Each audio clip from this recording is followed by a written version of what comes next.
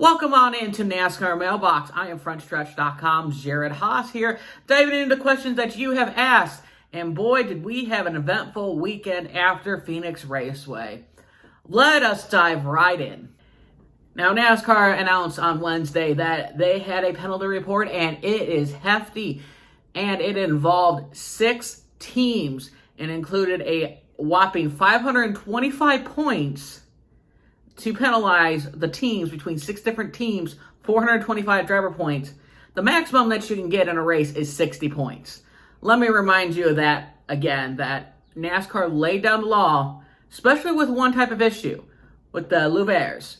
Hendrick Motorsports, all 4 of their cars had that part, as well as Justin Haley in his number 31 car. Yet Haley and Colleague Racing do not have an alliance with Hendrick Motorsports. They have an alliance with Richard Childress Racing.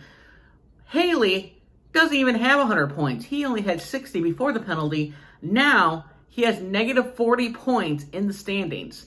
And I have more points than Justin Haley. You as a viewer has more points than Justin Haley. That's how severe this penalty is.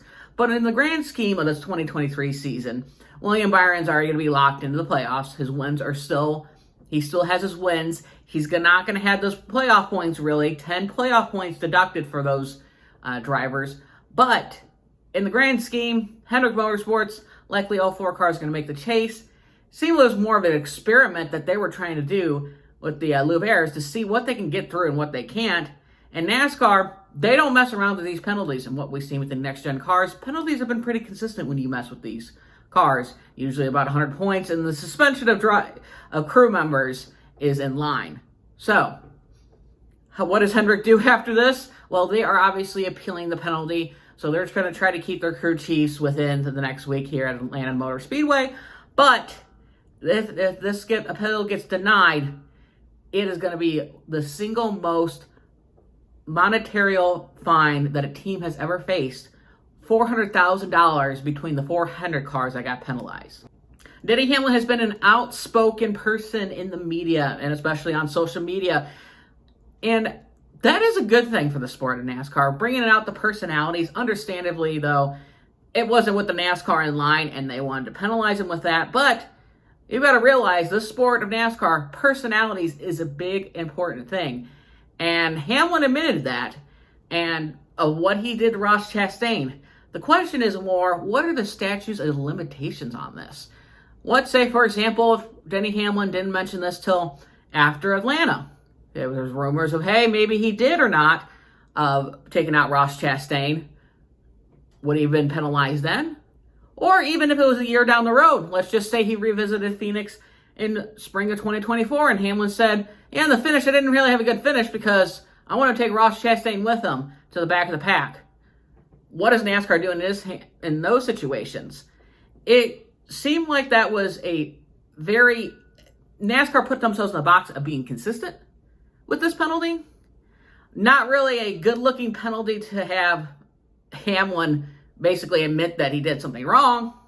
But on the other side, drivers are going to be aggressive to win and settle grudges as much as they can.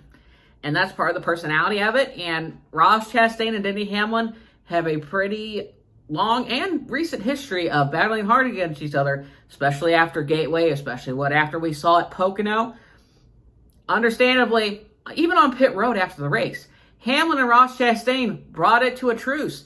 Hamlin felt like he had his piece with that situation, but NASCAR said, no, you're not even with that situation. We got to penalize you even more. And I'm going to answer another mailbox question. This question comes from Project Mobius. This person asks, with many 2-car teams wanting to expand and outside owners like Junior wanting to get in the Cup, do you think teams should be limited to 3 chartered cars? I think this would make racing more exciting since it would be harder for one organization to dominate. And adding the 3rd car could help other teams gain the potential to compete with Hendrick and Gibbs on a week-to-week basis. With the charter system, understandably, there's 36 charters. There hasn't been a new charter implemented since the inception of charters in 2016. Now, charters have put NASCAR, in order for the sport to grow, it's in NASCAR hands. So it's either they revoke the charter, with what they promised with if you finish in the bottom 3 of charters for 3 years in a row, which has not happened in the system because of charters have moved around and teams have moved around, but also teams had to straight up pay for charters. If you look at what 23XI paid for a charter, just a charter, not even just the team itself, was $13.5 million. I understand the hurdle and the cost of the charter system, but not necessarily limiting is going to help that. The problem is the growth within the sport with the charter system and one of the bigger downfalls of the system. Understandably, the charter system has been there to kind of be more of a backbone for the value of a NASCAR team, but it hasn't really produced any growth. And Dale Jr.